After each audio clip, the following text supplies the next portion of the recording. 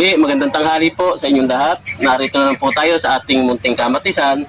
Ngayon, makikita ko naman po ngayon sa inyo ang magiging topic natin kung paano natin gagayak ang ating ampalaya.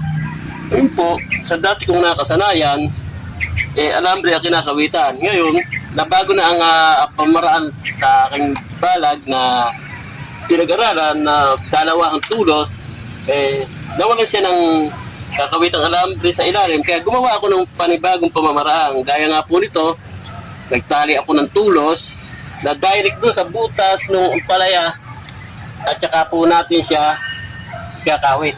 Ayan po, mga kapakuhos. Ayan po ang aking naisip na kaparaanan. Ayan po. Ngayon po, balikan naman po natin ang ating kamatis. Ngayon po, ang ating kamatis, may edad na siyang 51 days. Yung pong nauna niyang bunga at bulaklak, ngayon po, ito na po ngayon siya. Ayan. Ayan po ngayon siya.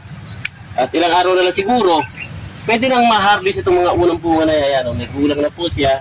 At ito yung bugso ng kanyang bunga sa gawing gitna na yan.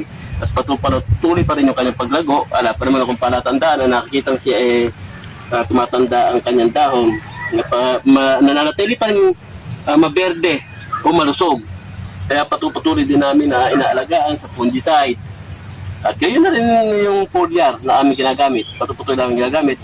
Ngayon, may napansin ako sa pailan lang na paggulang ng kanyang dahon, siguro dala na lang din ng kanyang edad. Kaya ang ginagawa namin, sinasabay na namin ng gaya nga po ito, ipinutuning.